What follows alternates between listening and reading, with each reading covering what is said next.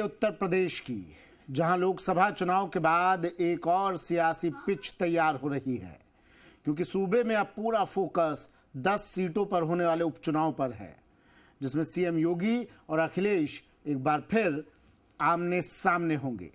सवाल यह है कि लोकसभा चुनाव में समाजवादी पार्टी से पिछड़ने के बाद क्या विधानसभा के उपचुनाव में बीजेपी का सिक्का चलेगा? क्या योगी इन 10 सीटों पर अपना दम दिखा पाएंगे? दोनों तरफ से ताल ठोकने के लिए क्या तैयारियां हैं, देखिए इस रिपोर्ट में।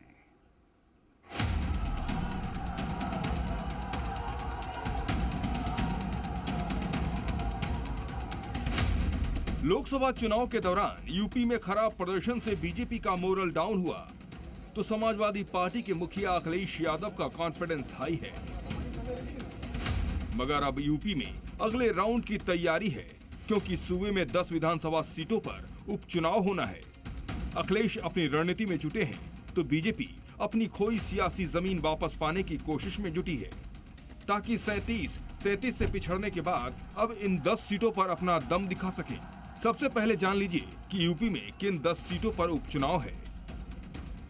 ये सीटें हैं करहल, कुरंदकी, मझवा, मिल्कीपुर, गाजियाबाद, कठेरी, सीसामऊ, फूलपुर, खैर और मीरापुर। उत्तर प्रदेश का ये उपचुनाव एनडीए और इंडिया गठबंधन दोनों के लिए काफी अहमियत रखता है।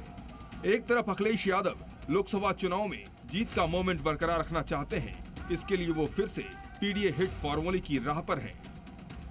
दरअसल उत्तर प्रदेश में पिछड़ा 40 से 50%, दलित करीब 21%, अल्पसंख्यक 19% है।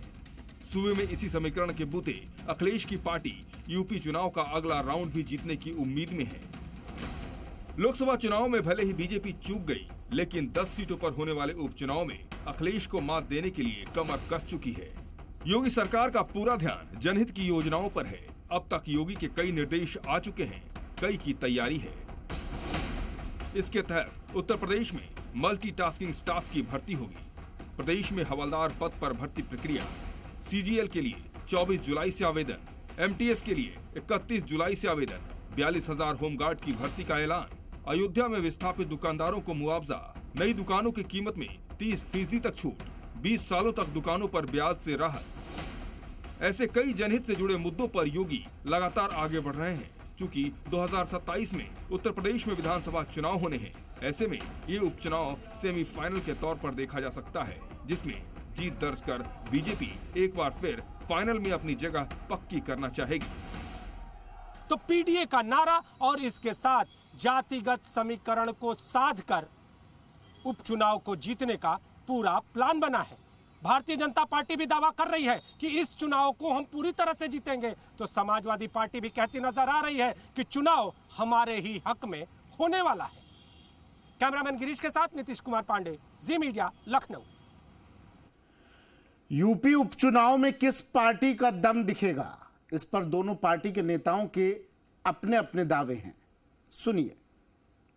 कि काट की हांडी बार बार नहीं चढ़ती है। उत्तर प्रदेश की जनता ने जाति और मजहब के समीकरणों को पहले भी नकारा था और आगे भी नकारने का काम करेगी। कुछ स्थानीय कारणों से लोकसभा की कुछ सीटें जरूर उनकी आ गई हैं, लेकिन इतने अभिमान में और गुमान में समाजवादी पार्टी को नहीं होना चाहिए। भारतीय जनता पार्टी इस बार सभी उपचुनाव की सीटें जीतेगी। आप सबको ज्ञात होगा कि पिछले लोकसभा चुनाव में समाजवादी पार्टी को उत्तर प्रदेश में सर्व समाज के वोट मिले और 2022 का जो विधानसभा का उत्तर प्रदेश में चुनाव हुआ था, उसमें 9 सीटों में से जो उस समय का समाजवादी पार्टी गठबंधन था, उसको 6 सीटें मिली थी। निश्चित रूप से अब जो उपचुनाव होने जा रहे हैं, समाजवादी पार्टी 9 की 9 सीटें इस विधानसभा चुनाव में जीतने जा रही है।